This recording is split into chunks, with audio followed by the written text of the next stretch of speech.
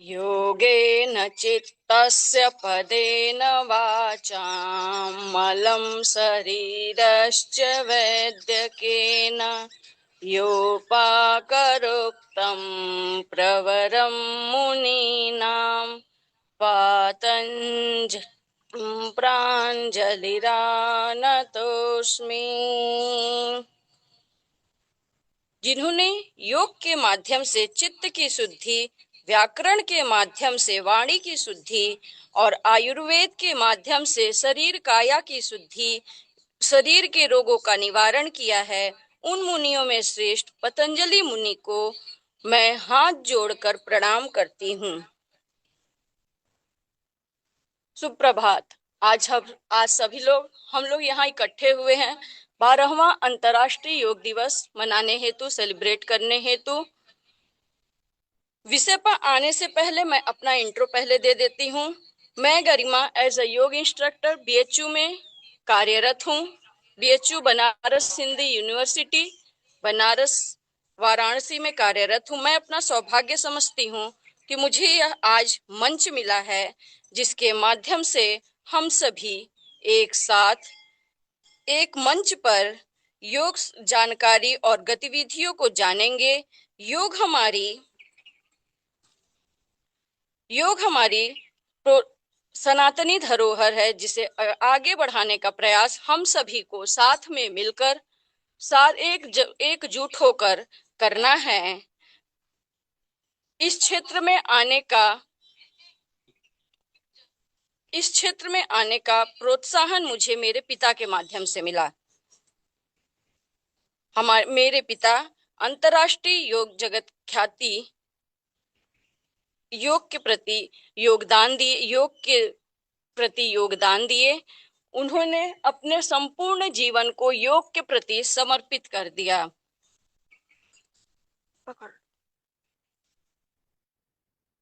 उन्होंने अपने जीवन काल को प्रचार प्रसार करने में, योग के प्रति प्रचार प्रसार करने में अपने जीवन का योगदान दिया और इस विधा का देश में ही नहीं अपितु विदेशों में भी अपने ज्ञान को प्रकाशित किया है। मेरे भाई बहन, मेरे परिवार में सभी लोग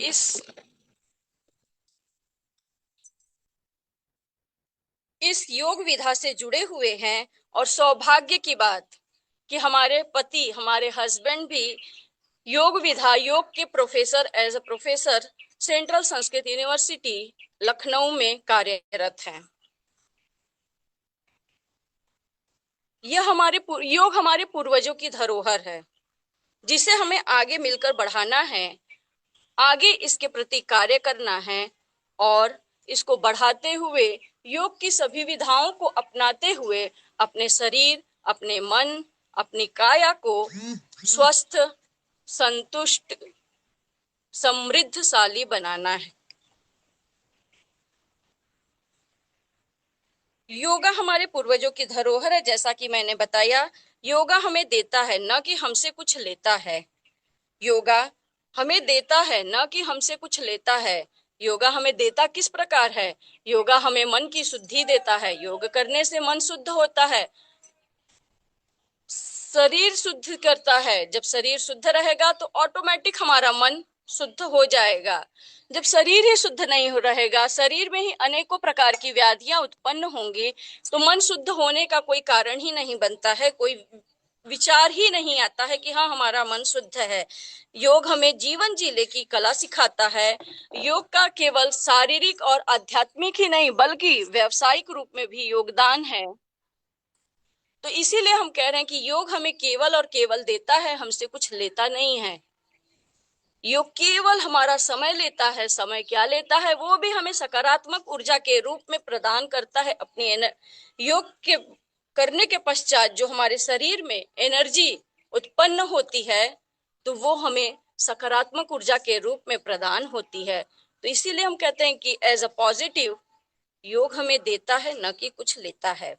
योग हमें बताता है कि कैसे हम एक दूसरे से जुड़े, क्योंकि योग की उत्पत्ति ही संस्कृत भाषा के, अब मैं इसके ऐतिहासिक पहलू पे आती हूँ।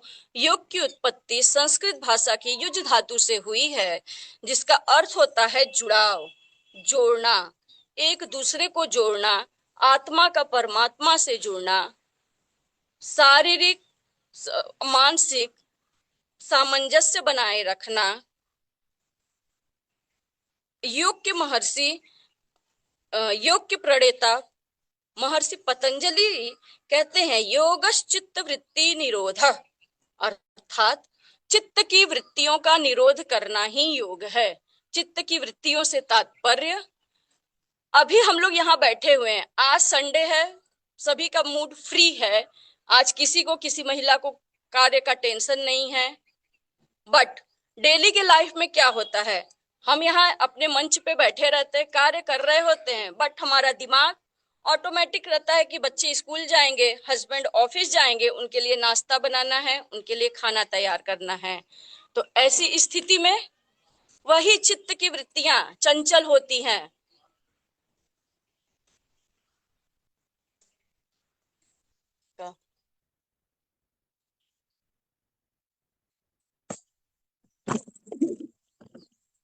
वही चित्त की वृत्तियां चंचल होती हैं, तो उनको शांत करने का योग एकमात्र साधन है, जिसको करने से योग के अष्टांगिक मार्ग यम नियम आसन प्राणायाम, यम नियम आसन प्राणायाम, प्रत्याहार, धारणा और ध्यान, इन 8 मार्गों को अपनाने से चित्त की वृत्तियों की शुद्धि होती है।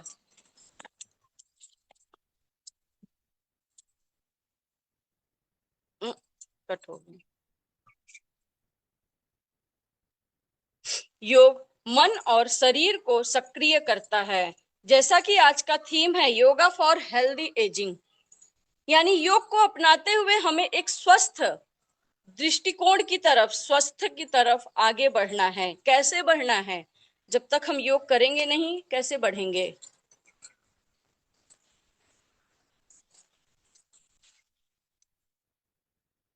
लंबा जीवन जीने के लिए और शरीर मन का सामंजस्य और स्वास्थ्य दोनों महत्वपूर्ण हैं, लेकिन इसके लिए क्या आवश्यक है, हमें स्वस्थ रूप से, शारीरिक रूप से, मानसिक रूप से, आध्यात्मिक रूप से स्वस्थ रहना, जिसके लिए हमें यह मार्ग अपनाना पड़ेगा। संकल्प में हमें यह मार्ग अपनाना पड़ेगा। यह विषय हमें याद दिलाता है कि आज जो हम चटाई या मैट पे बैठे हैं, वो हमारा बिताया हुआ समय आने वाले कल में हमारी ताकत तय करेगा। आपका हमारी ताकत तय करेगा। ताकत तय करने से तात्पर्य है, हम जो यहाँ पे आज समय दे रहे हैं, वह हमारी स्वास्थ्य दृष्टिकोण, स्वास्थ्य की तरफ हम अग्रसर हो रहे हैं। हमारी जो मानसिक तनाव है, जो चिंताएं हैं, विभिन्न प्रकार की चिंताएं सभी को हैं। कोई यह नहीं कह सकता कि हाँ मैं चिंतित नहीं हूँ। इवन मैं भी यही नहीं कह सकती कि हाँ मैं चिंतित नहीं हूँ, मैं डेली अभ्यासी हूँ, बट ये नहीं कह सकती कि मैं चिंतित नहीं हूँ। चिंता सभी के मन में और किसी न किसी रूप में, छोटे रूप में या बड़े रूप में घर की रहती हैं, वो ऑटोमेटिक। तो इन्हीं चिंताओं को दूर करने का, जब हमारे मन में चिंता घर कर लेता है, तो फिर विभिन्न प्रकार की बीमारियां शरीर में आने लगती हैं।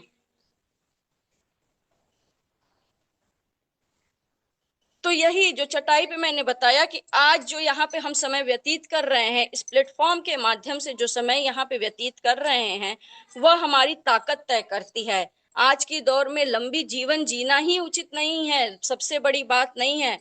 असली चुनौती क्या है, आत्मनिर्भर, आत्मविकास और स्वस्थ निर्माण। तो वह हमें योग के माध्यम से, व्यायाम के माध्यम से ही प्राप्त होता है।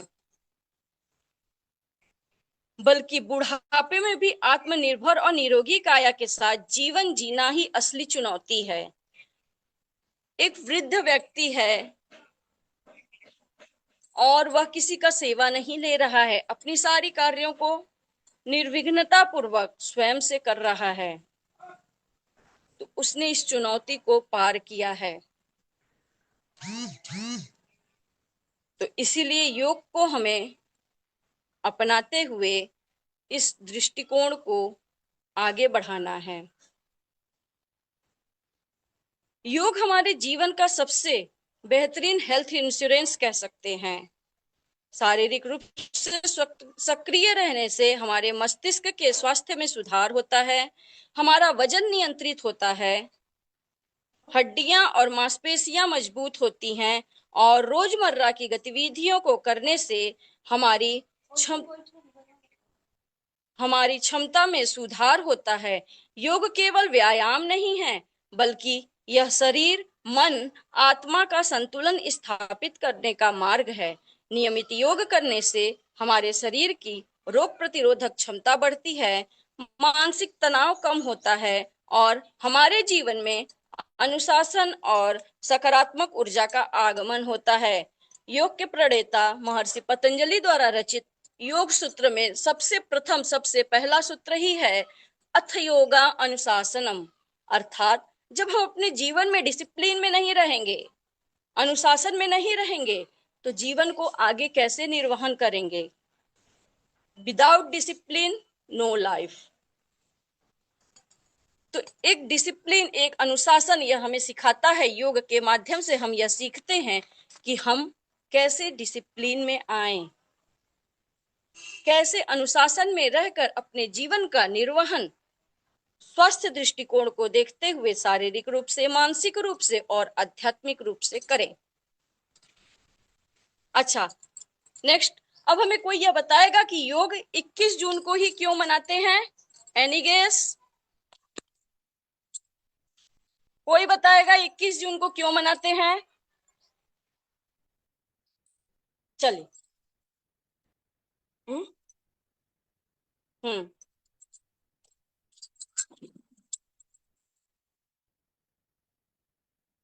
चलिए मैं बताती हूँ।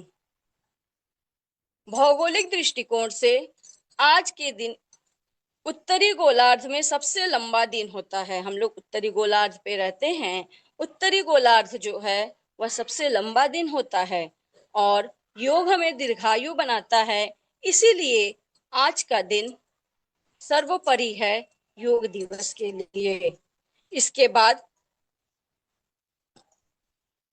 सूर्य दक्षिणायन होता है, जिसे योग विज्ञान में आध्यात्मिक साधना और सकारात्मक ऊर्जा के लिए बहुत ही इंपॉर्टेंट समय माना गया है। इसीलिए योग दिवस को 21 जून को मनाया जाता है। यह तो हुआ भौगोलिक। आध्यात्मिक पक्ष क्या है?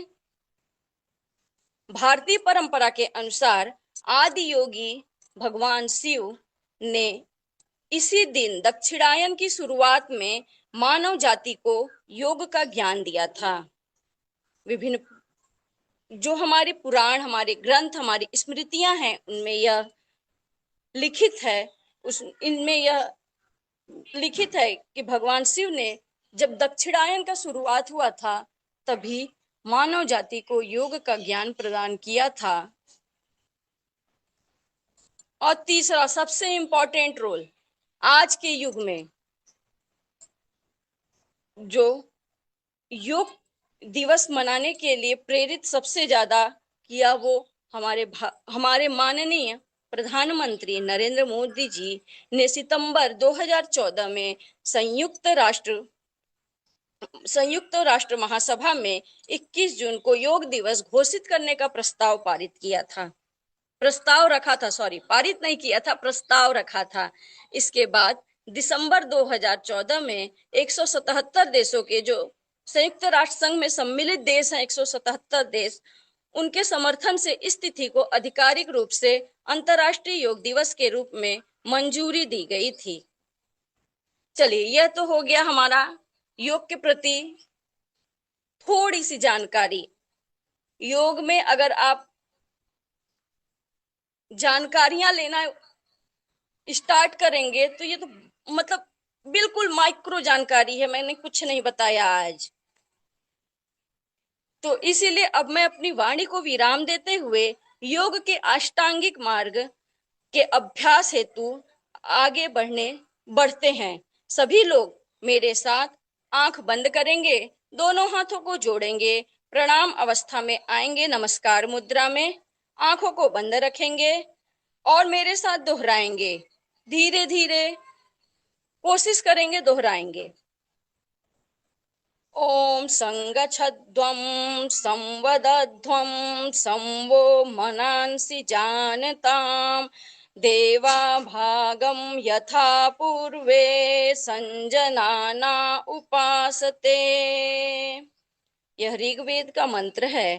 इसका तात्पर्य मैं अभी बताती हूँ। हम सभी प्रेम से मिलकर चलें, मिलकर बोलें और सभी ज्ञानी बने। अपने पूर्वजों की भांति हम सभी अपने कर्तव्यों का पालन एक साथ एकजुट होकर करें।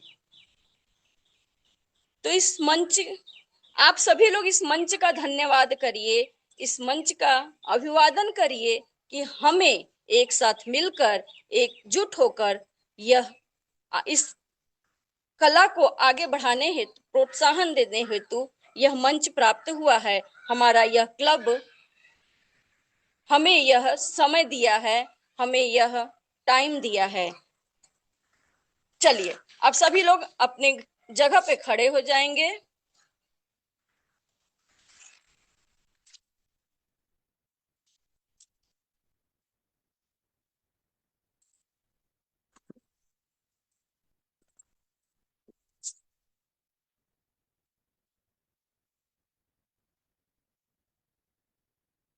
सभी लोग अपने जगह पे खड़े हो जाएंगे, बिल्कुल सीधे सामने की तरफ दृष्टि रखेंगे और दोनों पैरों को वी शेप में या बिल्कुल थोड़ा सा गैपिंग देते हुए खड़े होंगे। जिसको जिस मुद्रा में आराम मिले, सुविधा हो, वह उसी अवस्था में खड़ा होगा। सूक्ष्म व्यायाम से स्टार्ट करते हैं। दोनों हाथों को कमर पे रखेंगे, नेक अप एंड डाउन करेंगे। वन, डाउन, टू, डाउन। श्वास भरते हुए ऊपर की तरफ, श्वास छोड़ते हुए डाउन होंगे। Three, exhale down. Four, inhale up, exhale down. Five, inhale up and down, up and down. Inhale up and down. Inhale up and down. Inhale up and down. Relax. एक लंबी गहरी श्वास भरेंगे। नेक्स्ट हम लोग आगे और पीछे की तरफ, दाएं साइड जाएंगे, पीछे की तरफ, फिर आगे आएंगे, फिर पुनः बाएं साइड क्रिया दोहराएंगे, पुनः फिर आगे आएंगे। चलिए स्टार्ट करते हैं। वन, राइट साइड, वापस, टू, लेफ्ट, वापस, थ्री, राइट, वापस, फोर, लेफ्ट, वापस, फाइव, वापस, सिक्स, लेफ्ट, वापस, सेवन, वापस, एट, वापस, नाइन, वापस, टेन, वापस। रिलैक्स हो जाएंगे, लंबी गहरी सांस भरेंगे और छोड़ेंगे। Next, neck rotation. राइट से लेफ्ट, लेफ्ट से राइट आएंगे। One,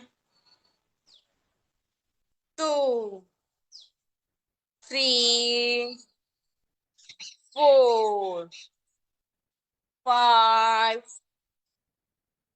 six, 7, 8, 9, 10।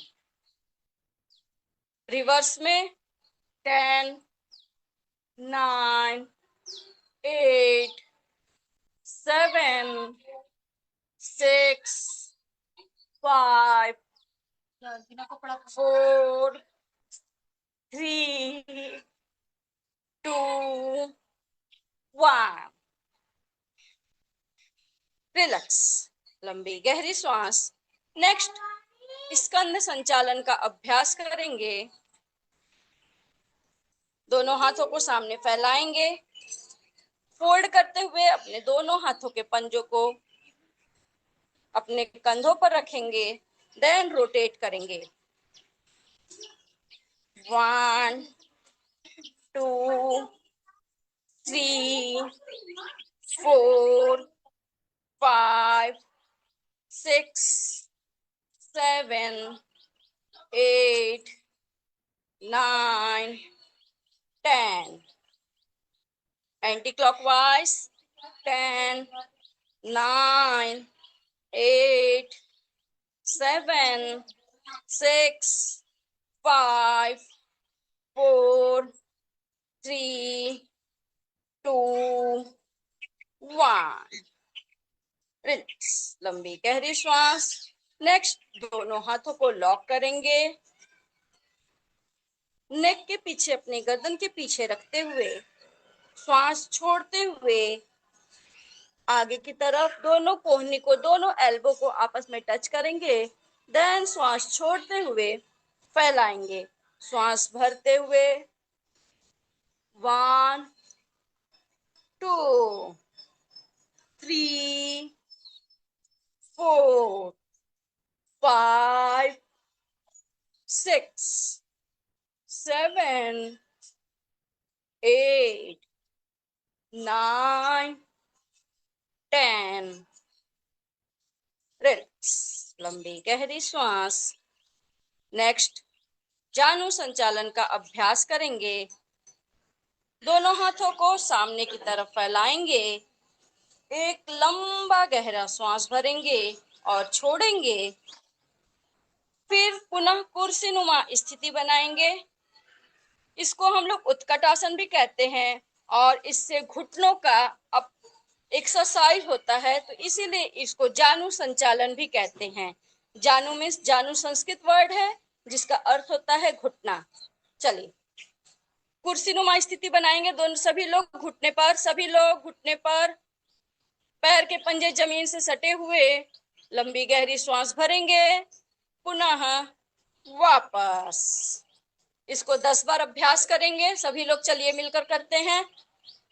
1, वापस, 2, वापस, 3, वापस, 4, वापस, 5, वापस, 6, वापस, 7, वापस, 8, वापस, 9, वापस, 10, वापस। रिलैक्स, लंबी गहरी श्वास सभी लोग भरेंगे और छोड़ेंगे। Inhale and exhale, deep inhale and exhale. चलिए, अब इसका स्वास्थ्य दृष्टिकोण बताती हूँ। सूक्ष्म व्यायाम, बिल्कुल सूक्ष्म व्यायाम। इससे क्या होता है, जैसा कि नाम से ही पता चल रहा है, देखन को छोटे लगे घाव करे गंभीर।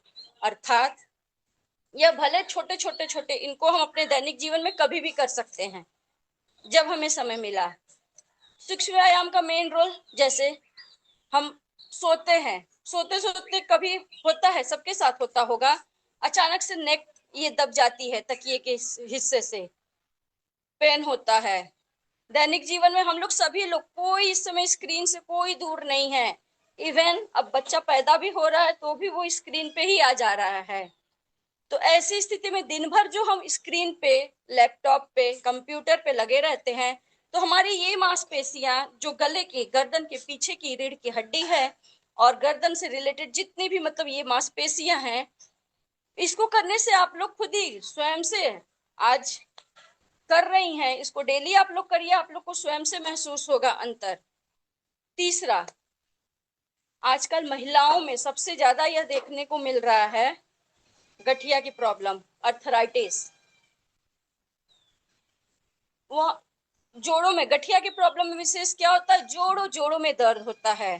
तो इन सूक्ष्म व्यायाम को करने से गठिया की शिकायत दूर होती है। और हमारा जब दर्द होगा तो हमारा मन ऑटोमेटिक है कि कहीं नहीं लगने वाला है, चाहे हम लोग कितना भी कर ले, क्या भी कर ले, घूमने चले जाएं, खा ले, अच्छा अच्छा पहन ले, मन नहीं लगेगा। मन तभी लगेगा जब हम स्वस्थ रहेंगे, मानसिक संतुलन हमारा बना रहेगा। तो ऐसी स्थिति में बहुत ज्यादा समय नहीं, 5 मिनट 10 मिनट निकाल के आप इनको करके एक स्वास्थ्य कोण दृष्टिकोण को अपनाते हुए स्वस्थता की तरफ बढ़ सकते हैं। चलिए नेक्स्ट, अब आसन पे आते हैं। सभी लोग पुनः फिर से अपनी जगह पे खड़े हो जाएंगे। जैसा मैंने बताया, दोनों पैरों को साथ में रखेंगे या दोनों पैरों को 11 बनाएंगे, थोड़ी सी गैपिंग पे, ठीक है। चलिए सभी लोग ताड़ासन का अभ्यास करेंगे। दोनों हाथों को लॉक करेंगे, श्वास भरते हुए ऊपर की तरफ ले जाएंगे, दोनों हाथों को, शरीर का पूरा खिंचाव ऊपर की तरफ, और आप पैर की पंजे पर खड़े रहेंगे, सामने की तरफ देखने का प्रयास करेंगे। 10, 9, 8, 7, 6, 5, 4, 3, 2, 1। धीरे धीरे वापस एक लंबी गहरी सांस भरेंगे और छोड़ेंगे। ताड़ासन का विशेष महत्व, हमारा जो कंसंट्रेशन पावर है, कंसंट्रेशन पावर बढ़ाने में बहुत विशेष महत्व है। जैसे अब एक बच्चा है, बच्चों का पढ़ाई में मन नहीं लग रहा है, हम बच्चों से ही शुरुआत करते हैं, क्योंकि जब बच्चा पैदा होता है तभी से धीरे धीरे सीखना स्टार्ट कर देता है।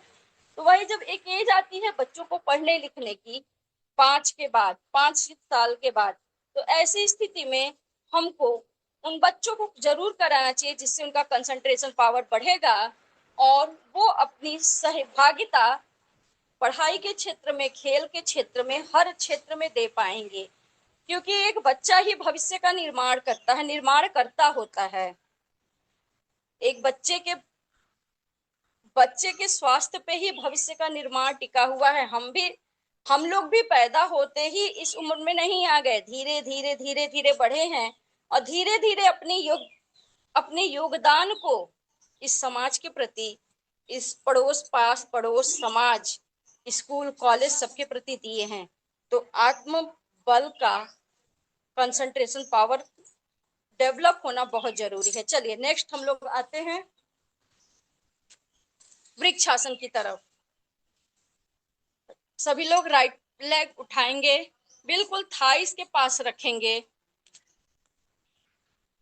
सामने किसी एक बिंदु पर, बहुत लोग खड़े नहीं हो पाएंगे, कोशिश करेंगे सामने किसी एक बिंदु पर देखें, किसी एक बिंदु को निश्चित करें और उसको देखते हुए इस आसन को करें।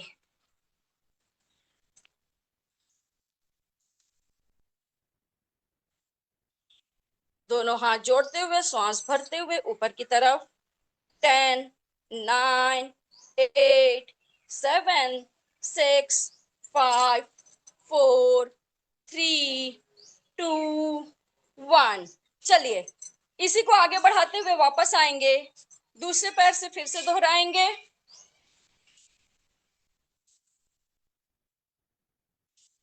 10, 9, 8, 7, 6, 5, 4, 3 2 1। अच्छा, एक छोटा सा प्रयोग यहीं पे करते हैं। मैंने कंसंट्रेशन की पावर की बात की थी अभी। सभी लोग आंख बंद करेंगे, धीरे धीरे सभी लोग आंख बंद करेंगे। आप ऑटोमेटिक हिलना डुलना प्रारंभ कर दे रहे हैं। बहुत से लोग गिरेंगे, बहुत से लोग संभलेंगे। तो यही मैं बताना चाह रही हूँ कि ये कंसंट्रेशन पावर बढ़ाने का कितना मैजिक इस आसन के अंदर है। चलिए धीरे धीरे वापस आएंगे, सामान्य हो जाएंगे, लंबी गहरी श्वास बढ़ेंगे, भरेंगे।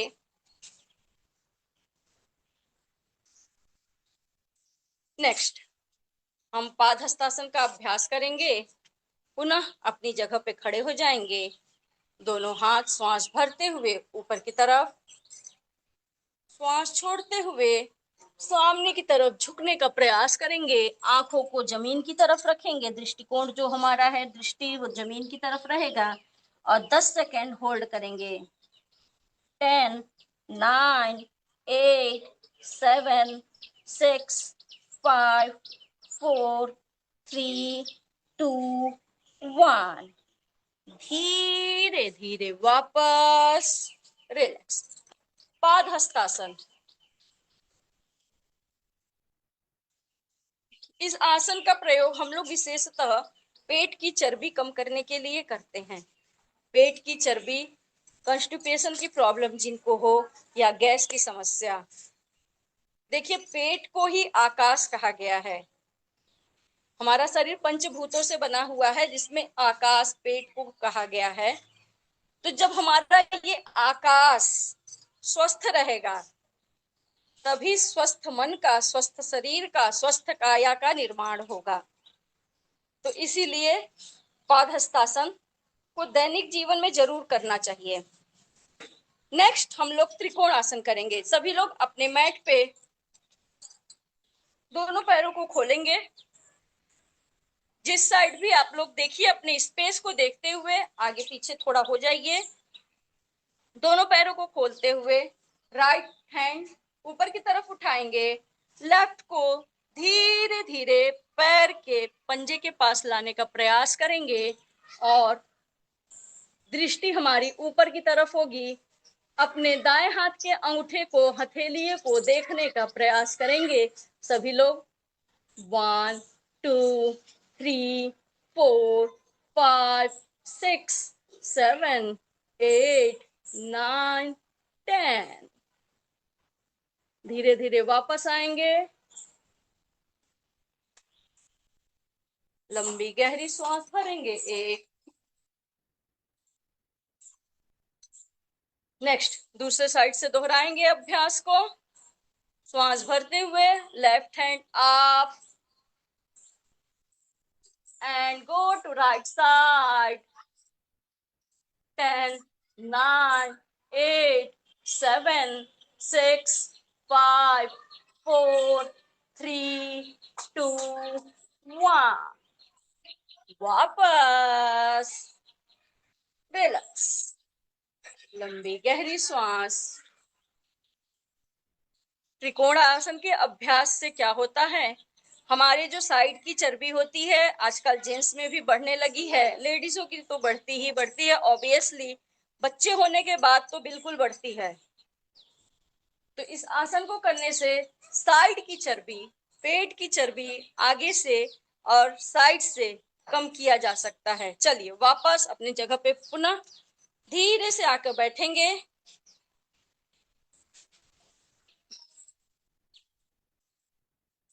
दोनों पैरों को फैलाएंगे खोलते हुए।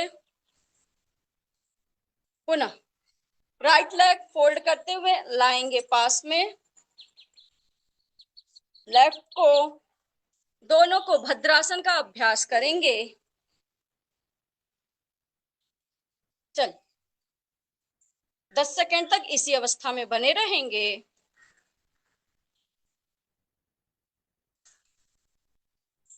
नेक्स्ट अप एंड डाउन करेंगे। 1 2 3 4 5 6 7 8 9 10 10 9 8 7 6 5 4 3 2 1। रिलैक्स, लंबी गहरी श्वास। पुनः पैरों को फैलाएंगे, लंबी गहरी श्वास। नेक्स्ट, महिलाओं में विशेषतः पीसीओडी की प्रॉब्लम, पीसीओएस की प्रॉब्लम, मेंस्ट्रुएशन सही नहीं आता है, तो इस आसन को करने से विशेषतः महिलाओं को लाभ होता है। दूसरा, इस आसन का प्रयोग हम लोग प्रेगनेंसी की स्थिति में 7वें से 8वें महीने के बीच में जरूर करेंगे, उसके पहले नहीं करेंगे। 7वें से 8वें महीने के बीच में जब हमारा प्रेगनेंसी होता है किसी भी महिला का, तो उस स्थिति में इस आसन को करने से नॉर्मल डिलीवरी होने के चांसेस 98% होते हैं।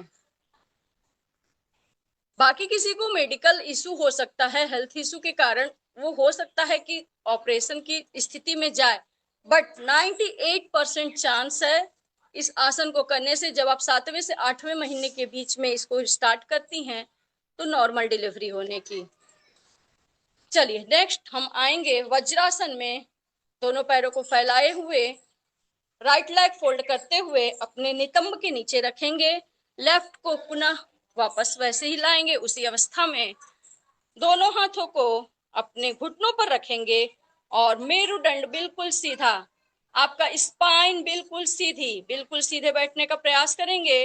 दृष्टि को सामने किसी भी एक वस्तु पे, जो भी आपके सामने, आप पार्क में बैठे हैं, पेड़ के सामने देखिए, किसी एक पेड़ को देखिए, किसी भी एक चीज को देखने का प्रयास करेंगे।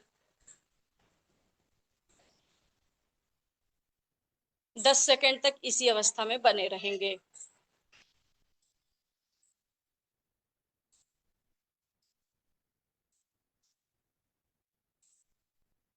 चल वापस रिलैक्स हो जाएंगे, लंबी गहरी सांस।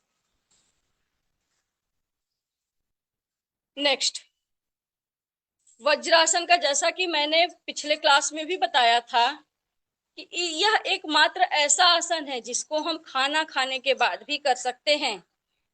जैसा कि हमारे मुस्लिम भाई बंधु जो हैं, वह आप लोग को पता है हैवी खाना लेते ही लेते हैं, उनके खाना में हैवीनेस रहता ही रहता है, बट वो दिन के जो प्रहर है, 4 प्रहर, दिन के जो 4 प्रहर बटे हैं, सुबह दोपहर शाम रात, चारों प्रहर अपना जो भी धार्मिक कार्य करते हैं इसी अवस्था में बैठते हुए करते हैं। वह क्यों करते हैं? कारण यही है कि वह जो खाते हैं वह पचाने की शक्ति इस आसन में है। इसीलिए कहा गया है कि इस आसन को हम खाना खाने के बाद भी कर सकते हैं। वह जाने अनजाने में करते हैं या जैसे भी करते हैं, बट साइंटिफिकली यही है कि वो जो कर रहे हैं, जिस अवस्था में अपने धार्मिक क्रियाओं को कर रहे हैं, इसी अवस्था में बैठ के करते हैं। आप लोगों ने, सभी लोगों ने देखा होगा। तो उनकी पाचन शक्ति बहुत मजबूत होती है, नो डाउट। तो पाचन शक्ति मजबूत कहाँ से आएगी? जब वो जाने अनजाने उस धरोहर को अपना रहे हैं, अपनाते हुए उसको आगे बढ़ रहे हैं। तो इसीलिए इसीलिए इस आसन को हम लोग खाना खाने के बाद भी कर सकते हैं। नेक्स्ट हम लोग शशाकासन करेंगे। एक बात और, इस आसन को करने से जो हमारा इंसुलिन, बहुत से डायबिटीज, अब तो डायबिटीज आम हो गया है, घर के मतलब प्रत्येक घर में जाएंगे तो 2 से 3 बंदे डायबिटीज से पीड़ित हैं। तो यह इंसुलिन का सिक्रेशन भी बढ़ाता है। चलिए नेक्स्ट हम लोग शशाकासन करेंगे, शशांकासन। शशांक का अर्थ होता है खरगोश। खरगोश किस अवस्था में अधिकतर आप देखने को मिलेंगे? मतलब हमारे जो योग परंपरा, योग में जितने भी आसनों का वर्णन है वह जानवरों के बैठने, उठने, दौड़ने, भागने की क्रिया से प्रेरित होकर लिया गया है। तो यह शशांकासन, शशांकासन खरगोश जैसा। चलिए दोनों हाथों को श्वास भरते हुए ऊपर की तरफ, श्वास छोड़ते हुए सामने की तरफ देखने का प्रयास करेंगे। दृष्टि बिल्कुल खुली हुई और किसी एक बिंदु पर निश्चित करेंगे। 10, 9, 8, 7, 6, 5, 4, 3, 2, 1। धीरे धीरे वापस रिलैक्स, लंबी गहरी श्वास। नेक्स्ट, हम लोग उत्तान मंडूकासन करेंगे। उत्तान मंडूकासन। इसी अवस्था में दोनों पैरों को खोलने का प्रयास करेंगे, वज्रासन की ही अवस्था में बैठे हुए। दोनों हाथों को पीछे की साइड ले जाते हुए अपने पीठ पे रखेंगे, गर्दन के ठीक नीचे क्रॉस करते हुए हमारी स्थिति ये बनी रहेगी। चलिए सभी लोग अभ्यास करेंगे। सामने दृष्टि सामने की तरफ किसी भी एक बिंदु पर निश्चित करेंगे। 10, 9, 8, 7, 6, 5, 4, 3, 2, 1। धीरे धीरे वापस। रिलैक्स। लंबी गहरी श्वास।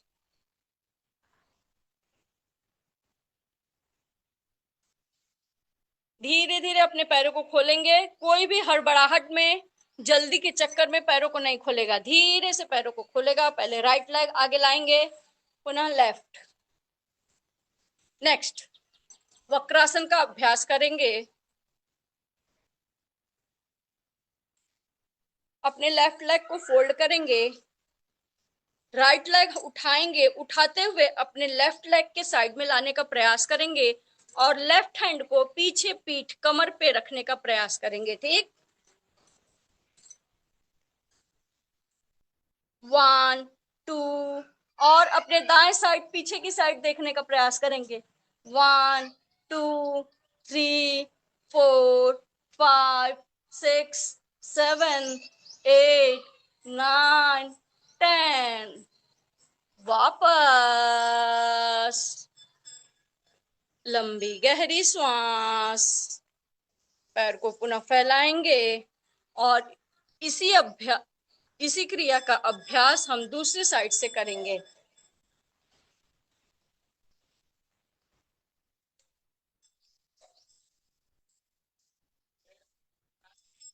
10, 9, 8, 7, 6, 5, 4, 3, 2, 1। वापस।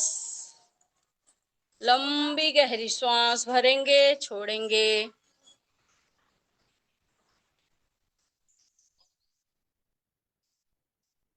नेक्स्ट सभी लोग अपनी जगह पे लेट जाएंगे। लेटने का क्रिया हमारा पेट की तरफ होगा, पेट की तरफ हम लेटेंगे।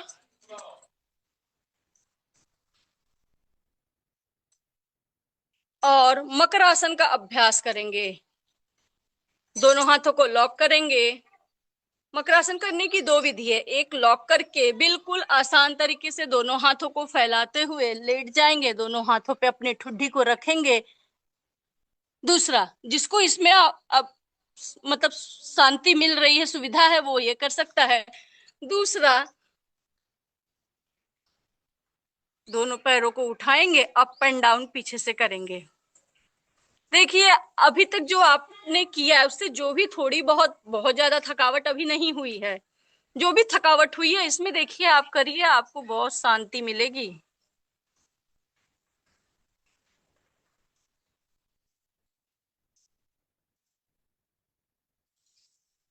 मकरासन, मकरा मैंने जैसा कि बताया, अभी बताया कि जो भी है मतलब आसनों का जो भी वर्णन है वह पशु पक्षी जीव जंतु के ही मतलब प्रेरित होकर लिया गया है। मकरासन, पानी में मछली मछली रहती है। मछली सामान्यतः मकर संस्कृत भाषा है और सामान्यतः इसी अवस्था में पाई जाती है, बिल्कुल रिलैक्स। उसको किसी प्रकार का कोई तनाव, कोई चिंता नहीं है। तो इसीलिए मकरासन बिल्कुल चिंता से मुक्त आसन है। कोई चिंता नहीं है, कोई टेंशन नहीं कि हाँ ऐसे पैर मोड़ना है, ऐसे हाथ मोड़ना है। बिल्कुल आराम से आप इसको अपने सोते सोते समय भी, इवन उठते समय, उठते हैं सो के उस समय भी कर सकते हैं।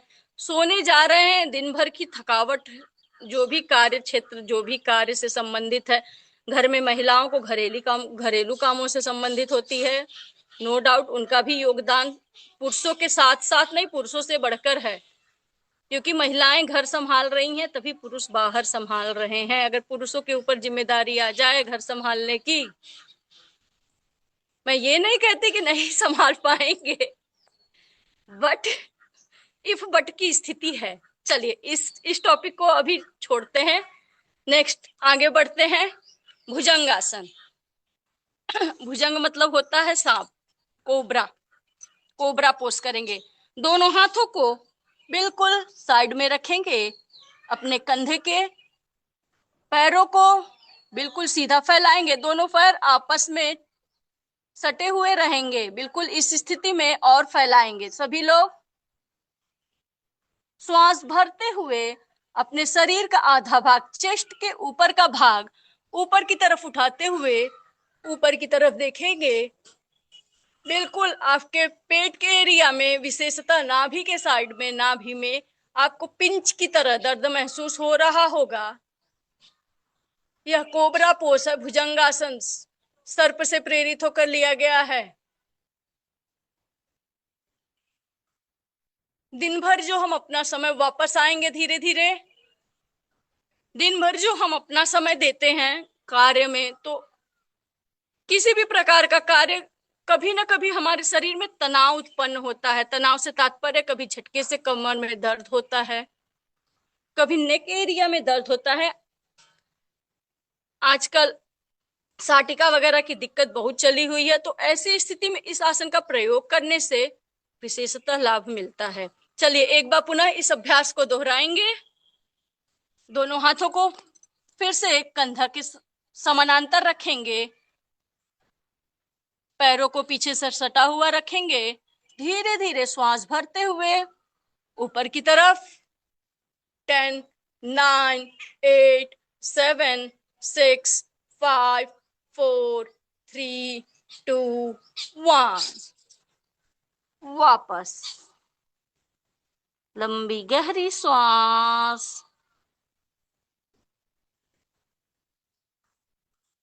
नेक्स्ट शलभासन का अभ्यास करेंगे।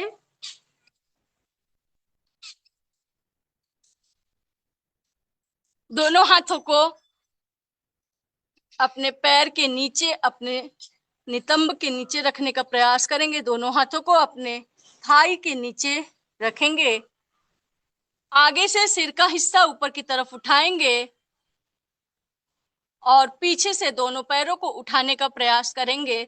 शलभासन। चलिए श्वास नॉर्मल ब्रीदिंग रखेंगे, इसमें श्वास छोड़ने और लेने को मतलब कंटिन्यू आप कर सकते हैं, क्या करना ही है, कोई रोक के कर नहीं सकता इस आसन को। चलिए स्टार्ट करते हैं। स्टार्ट। दोनों पैरों को पीछे से और आगे से चेस्ट के ऊपर तक का भाग उठाने का प्रयास करेंगे। 10, 9, 8, 7, 6, 5, 4, 3, 2, 1।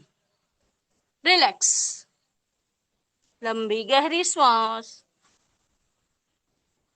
इस आसन का भी प्रयोग विशेषतः पाचन को, पाचन क्रिया जो है, पाचन शक्ति को बढ़ाने के लिए, और जैसे हमारे कमर में दर्द हो रहा है, खिंचाव आ गया है, किसी प्रकार का तनाव आ गया है, स्पॉन्डिलाइसिस की प्रॉब्लम जिनको है, आजकल बहुत मतलब बिल्कुल हर घर में, क्या हर लोग को स्पॉन्डिलाइसिस की प्रॉब्लम है।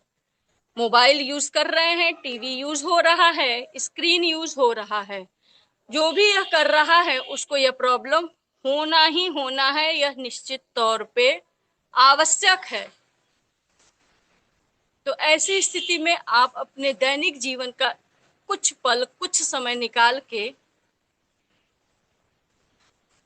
स्वास्थ्य की तरफ एक कदम बढ़ा सकते हैं।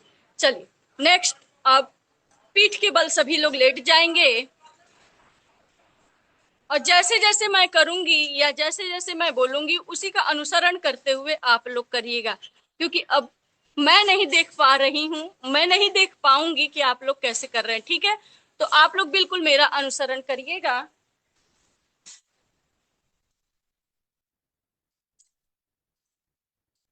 चलिए हम लोग उत्तान पादासन करेंगे।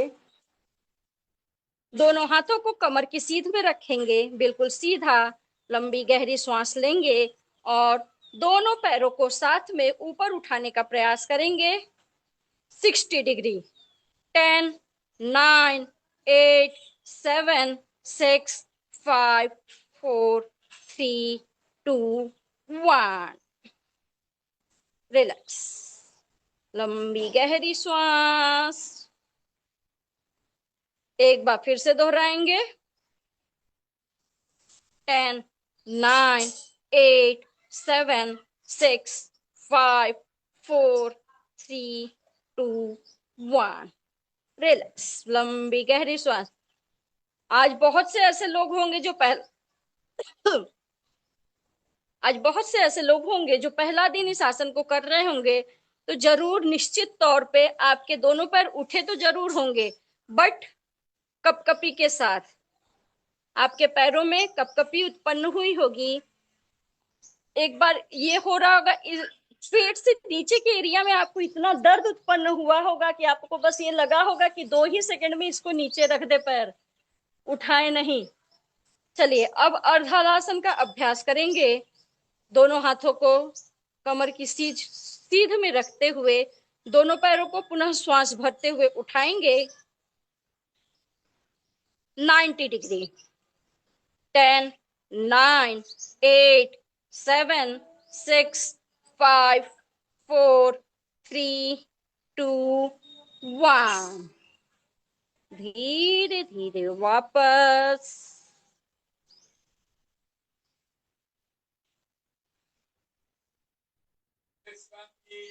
एक लंबी गहरी श्वास फिर से दोहराएंगे।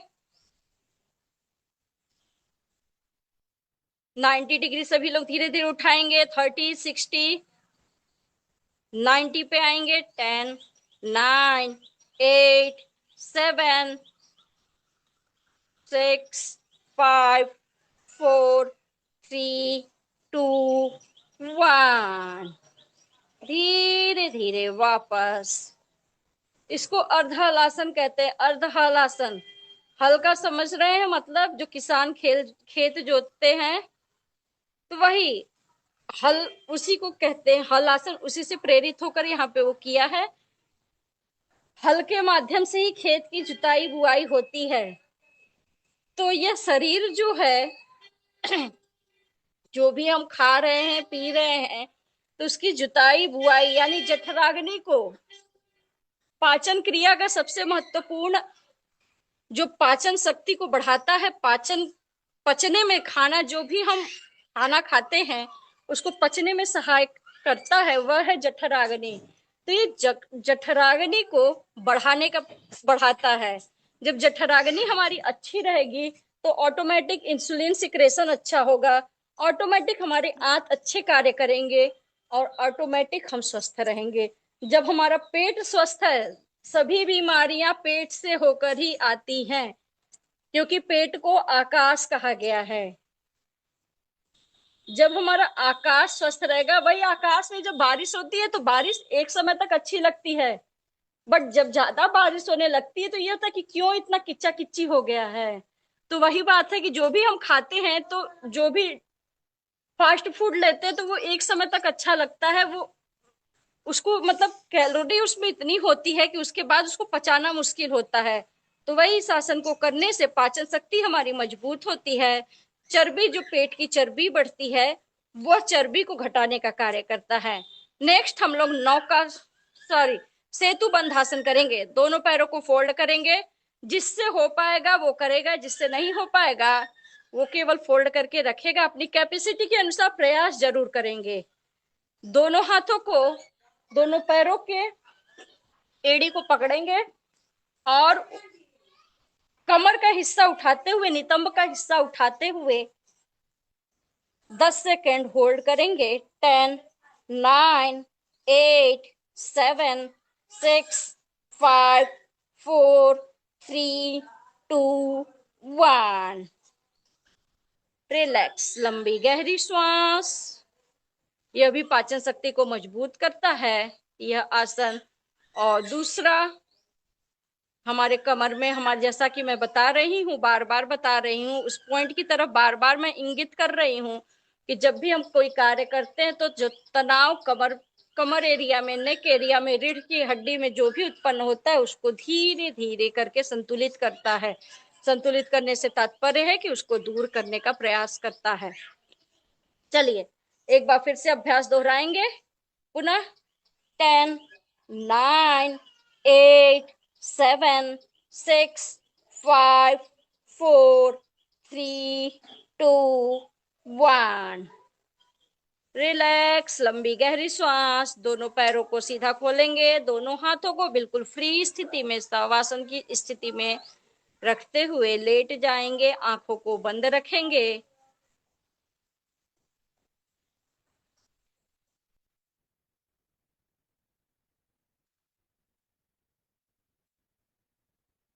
जो सभी लोग आंखों को बंद रखेंगे, पैरों हाथों को बिल्कुल ढीला छोड़ देंगे, हथेलियां आकाश की तरफ खुली हुई।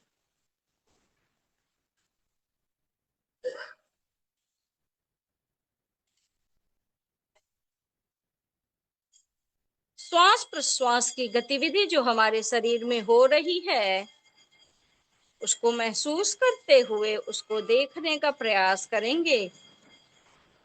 टेक डीप ब्रेथ, लंबी गहरी श्वास सभी लोग लेंगे।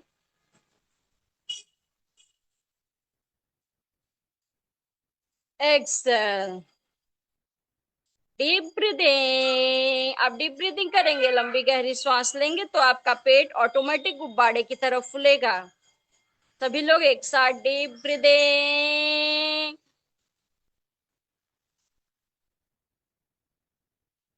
एक्सेल। कोई एक झटके से एक्सेल नहीं होगा, धीरे धीरे जैसे जैसे हम श्वास ले रहे हैं बिल्कुल धीरे धीरे श्वास को छोड़ेंगे।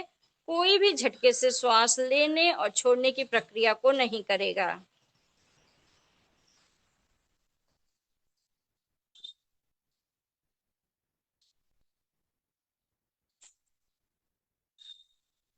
शवासन, जैसा कि नाम से ही प्रतीत हो रहा है, शवासन शव की अवस्था। यह अवस्था ऐसी है जिसमें हमें किसी प्रकार का कोई ज्ञान नहीं होता है। जैसे एक मृत व्यक्ति।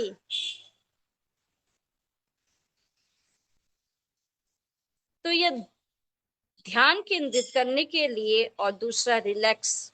जब हम सारे आसनों को कर लेते हैं, अपने शरीर को तोड़ मड़ोड़ करके सारे आसनों की गतिविधि को कर लेते हैं, तो ऐसी अवस्था में हमारा शरीर शांत शिथिल मांगता है, उसमें रिलैक्सेशन मांगता है हमारा शरीर। तो ऐसी अवस्था में शवासन करते हैं। शवासन में हमारे शरीर शिथिल अवस्था में होता है और हमें यह प्रयास करना है कि हमें किसी भी गतिविधियों, हमारा ध्यान किसी गतिविधि अन्य गतिविधि पर न जाए। केवल और केवल हम अपने श्वास प्रश्वास की गतिविधि को देखने का, महसूस करने का प्रयास करें।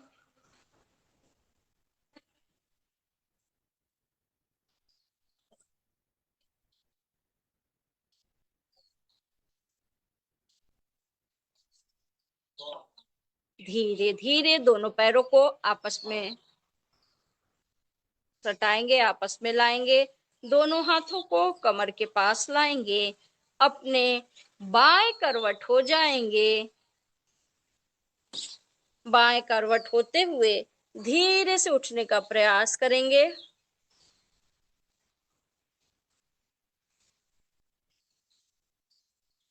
और बिल्कुल सीधे बैठ जाएंगे।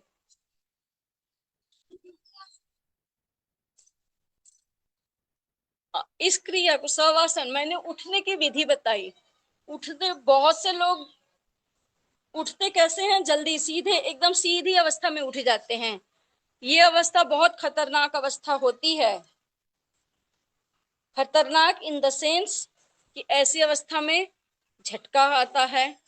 झटका आता है, शरीर पैरालाइज होने का डर रहता है, शरीर की क्षतिग्रस्त होने का डर रहता है। और उसी समय जब हम सीधे अवस्था में उठते हैं तो ऐसी अवस्था में हमारा अचानक से बीपी फ्लक्चुएट करता है। फ्लक्चुएट अप होता है या तो बिल्कुल डाउन हो जाता है। तो इसीलिए हम जब भी हम सोकर भी उठते हैं तो इस क्रिया को बिल्कुल मस्ट शामिल करिए अपने जीवन में, कि जब भी हम सोकर उठे एक झटके से ना उठे, अपने बाईं करवट होकर उठे। चलिए सभी लोग अब कपालभाति का अभ्यास करेंगे।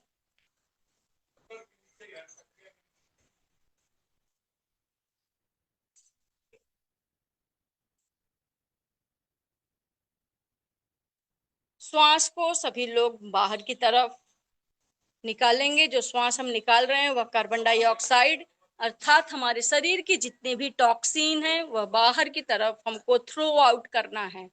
चलिए सभी लोग स्टार्ट करते हैं। 5 राउंड करेंगे, 20-20 की स्ट्रोक में करेंगे। सभी लोग कर पाएंगे, बहुत ज्यादा नहीं है, सबकी कैपेबिलिटी है इतनी। सभी लोग चलिए 20-20 के स्ट्रोक में करेंगे। सभी लोग स्वतः से अपने मन में काउंट करेंगे। चलिए स्टार्ट।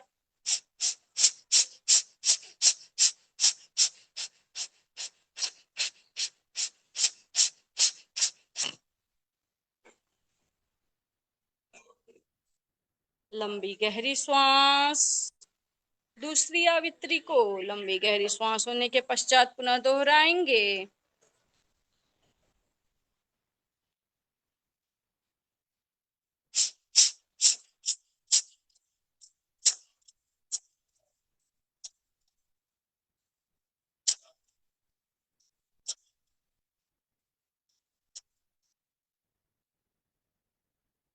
लंबी गहरी श्वास।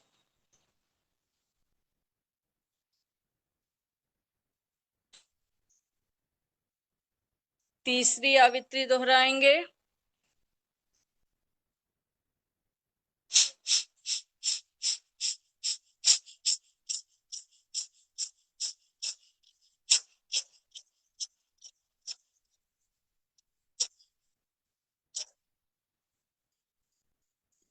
लंबी गहरी श्वास।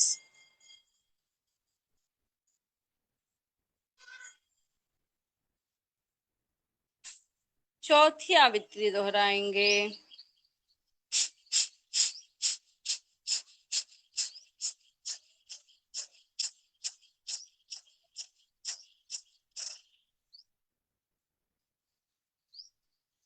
लंबी गहरी श्वास लास्ट।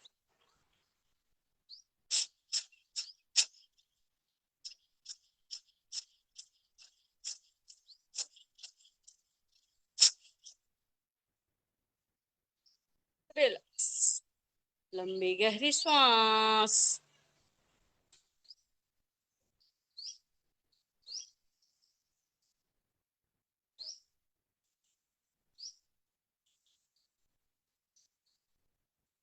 धीरे से आंखों को खोलेंगे। नेक्स्ट हम लोग अनुलोम विलोम के अभ्यास के लिए तैयार हो जाएंगे। ज्ञान प्राण मुद्रा बनाएंगे।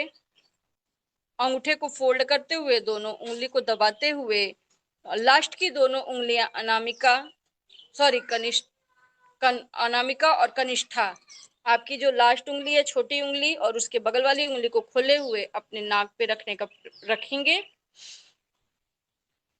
जैसा मैं बोलूंगी वैसा ही आप लोग करते चलेंगे। Inhale right side. Exhale left. आंखों को सभी लोग बंद रखेंगे और जो हम श्वास प्रश्वास की गतिविधि हो रही है उसको महसूस करेंगे। Inhale left side. Exhale right. Inhale right side.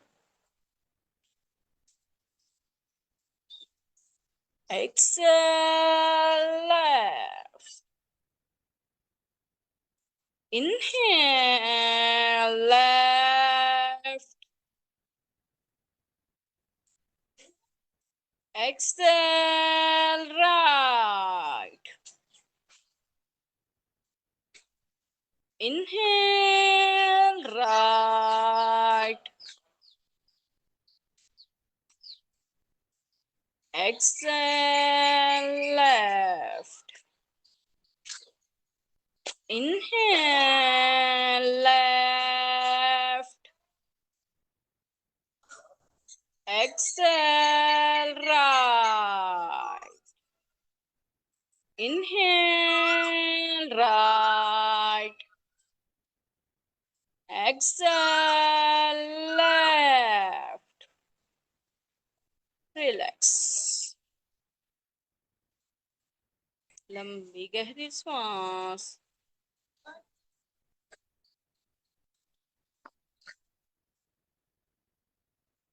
Next हम लोग शीतली प्राणायाम का अभ्यास करेंगे.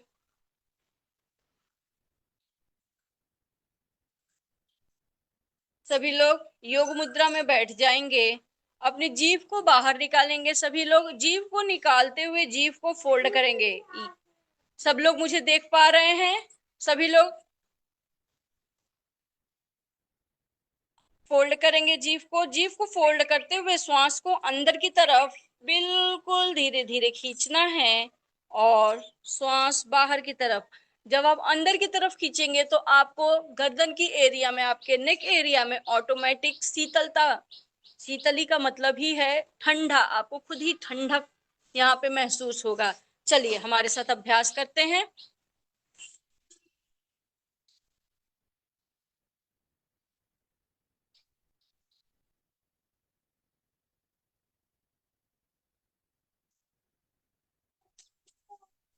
फिर से दोहराएंगे. 5 आवृत्ति इसकी करेंगे.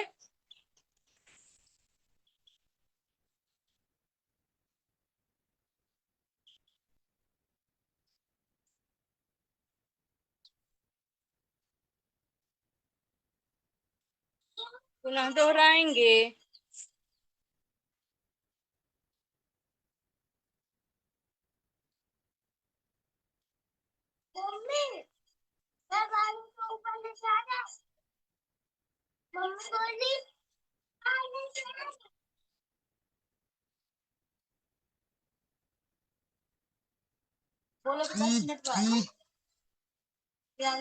एक लास्ट टाइम फिर से दोहराएंगे.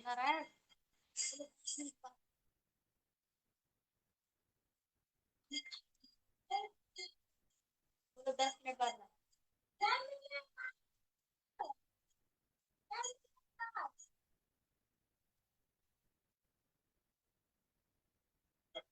नेक्स्ट जो भी प्राणायाम कपालभाति प्राणायाम के अंतर्गत नहीं आता. कपालभाति श्वास प्रश्वास की गतिविधि, उसको नियंत्रित, उसको संशोधित करने की विधि है. कपालभाति से विशेषता क्या लाभ होता है? जिनको नाक से संबंधित समस्याएं हमेशा प्रायः सर्दी जुकाम खांसी बना हुआ रहता है, तो ऐसी स्थिति में कपालभाति का अभ्यास करने से ये दूर होता है. जिनको साइनस की प्रॉब्लम है, साइनस की प्रॉब्लम इन द सेंस यहाँ दर्द प्रायः बना रहता है और नाक से पानी कंटिन्यू गिरता रहता है, तो ऐसी स्थिति में कपालभाति का अभ्यास करना चाहिए. कपालभाति का अभ्यास जिनकी बीपी हाई हो, जिनका शुगर हाई हो, उस स्थिति में कपालभाति का अभ्यास बिल्कुल नहीं करना है. उसको अवॉइड करना है, उसको स्किप करना है. दूसरा हम लोगों ने किया अनुलोम विलोम. अनुलोम विलोम का अभ्यास आप लोग किसी भी स्थिति में बिल्कुल फ्री होके कर सकते हैं. अनुलोम विलोम के अभ्यास के पश्चात आपके अंदर एक स्पेशल ऊर्जा जब आप कर लेंगे. अभी तो मैंने आज केवल समय के अभाव के कारण 5 आवृत्ति कराई है. जब आप अनुलोम विलोम को आप 15 से 20 मिनट का समय देकर देखिए, आपके अंदर ऑटोमेटिक जो मतलब एक नई ऊर्जा का संचार जिसको कहते हैं, हमारा शरीर जो मतलब होता है, बहुत से लोग कहते हैं कि हम बहुत ऊर्जावान हो गए हैं, तो आप ऑटोमेटिक एक बार करके कभी देखिएगा और उसके बाद मुझसे शेयर करिएगा कि हाँ आप लोगों ने क्या महसूस किया है.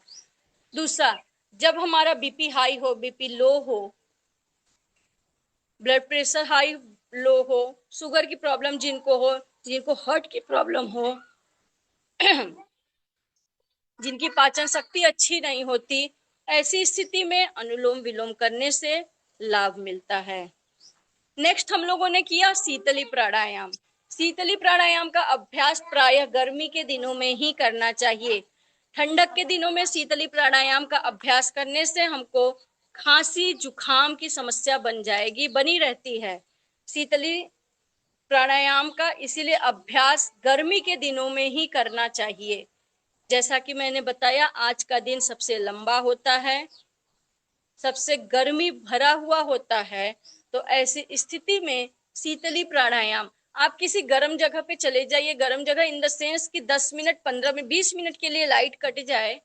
अब तो सबके घरों में इन्वर्टर हो गया है, सब लोग इन्वर्टर से जुड़े हुए हैं, तो सबके घरों में लाइट की समस्या अब बिल्कुल नहीं रह गई है।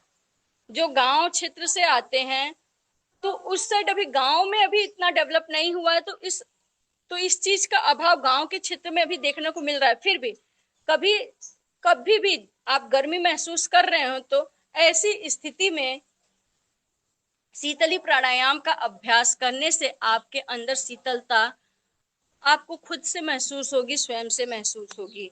दूसरा, जब हमारा मन शांत नहीं रहता है, अशांत रहता है, मन में अनेक प्रकार की चिड़चिड़ चिंताएं, चिड़चिड़ापन बना रहता है, तो ऑटोमेटिक हम अपना गुस्सा यहाँ का साइड में निकालते हैं। सामने कोई दिख जाता है, घर में बेटा बेटी कोई भी दिख जाए, सामने वाला कोई भी हो, निकाल देते हैं।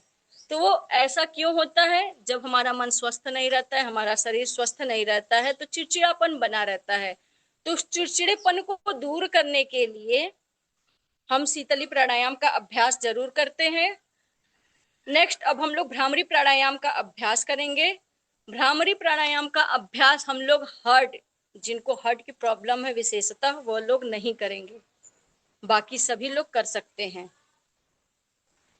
जिनकी बीपी हाई है, भ्रामरी प्राणायाम का अभ्यास करने के पश्चात देखेंगे उनकी बीपी धीरे धीरे धीरे धीरे लो होने लगेगी। चलिए हम लोग स्टार्ट करते हैं भ्रामरी प्राणायाम का अभ्यास। दोनों अंगूठों से कानों को बंद करेंगे, तेज से नहीं, बिल्कुल दबाएंगे नहीं, बिल्कुल हल्के हाथों से रखेंगे। ये दोनों फिंगर से, पहली फिंगर से आंखों के ऊपर रखेंगे, दूसरी फिंगर से नोज के ऊपर, बिल्कुल हल्के से, कोई प्रेशर नहीं देंगे। तीसरी फिंगर जो है होंठ के ऊपरी हिस्से पर, और चौथी होंठ के निचले हिस्से पर आंखों को बंद रखेंगे, और जैसे भौरा आवाज निकालता है, गुंजायमान करता है, उसी क्रिया को करेंगे। चलिए सभी लोग मेरे साथ, चलिए करते हैं, स्टार्ट करते हैं।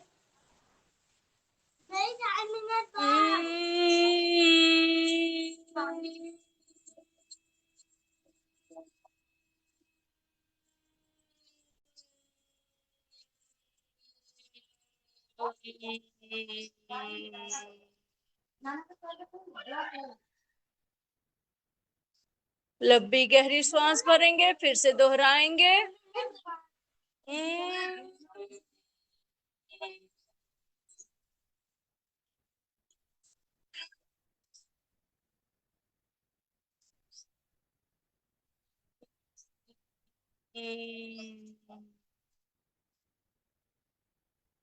पुनः दोहराएंगे।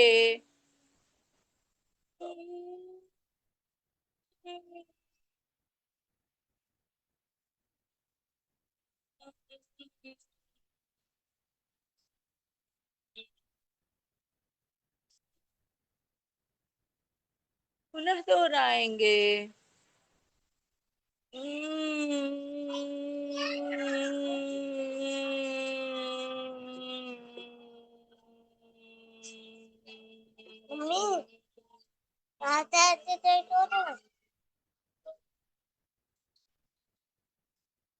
एक बार पुनः दोहराएंगे।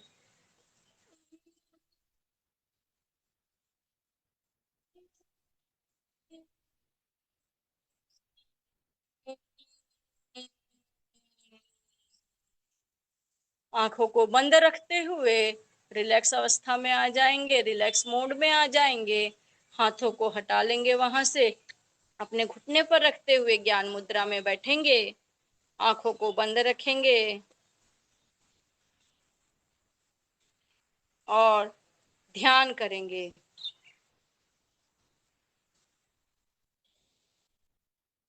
जैसा कि हम लोग पालथी मार के बैठे हैं, सुखासन की अवस्था में बैठे हैं, आपको जिस अवस्था में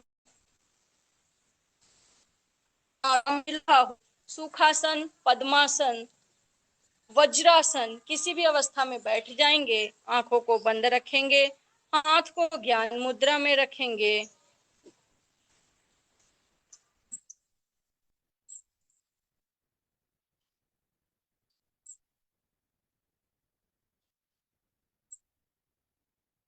शरीर को बिल्कुल ढीला रखेंगे, स्पाइन आपकी बिल्कुल सीधी रहेगी, किसी प्रकार का शरीर में झुकाव नहीं रहेगा, बिल्कुल सीधे बैठने का प्रयास करेंगे।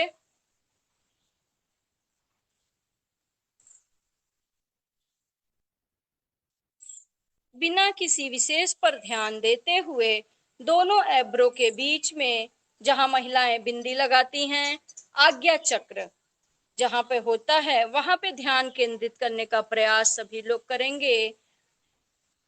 जो भ्रामरी प्राणायाम आप लोगों ने किया है, उसकी ध्वनि को, उसकी गुंजायमान को सुनने का, समझने का, महसूस करने का प्रयास करेंगे।